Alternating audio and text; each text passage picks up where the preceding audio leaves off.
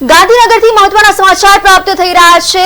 IPS અધિકારી અભય ચુડાસમાએ રાજીનામું આપ્યું છે। અભય ચુડાસમા કરાઈ એકેડમીમાં કાર્યરત હતા। વય નિવૃત્તિના 7 મહિના પહેલા જ રાજીનામું આપ્યું। અભય ચુડાસમા ઓક્ટોબર મહિનામાં નિવૃત્ત થવાના હતા, ત્યારે હાલ અભય ચુડાસમાએ રાજીનામું આપ્યાના જાણ મળી રહી છે। ગુજરાત સરકારના આઈપીએસનું રાજીનામું બહાર પડ્યું છે। અભય ચુડાસમા રાજકારણમાં આવે તેવી અટકળોએ પણ જોર પકડ્યું અને જેમાં આઈપીએસ અધિકારી અભય ચુડાસમાએ રાજીનામું આપ્યું છે।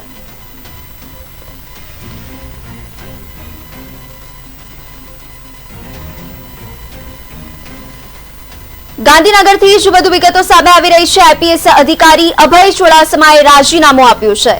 અભય ચુડાસમા કરાઈ એકેડમીમાં કાર્યરત હતા અને વય નિવૃત્તિના 7 મહિના પહેલા જ રાજીનામું આપ્યું છે।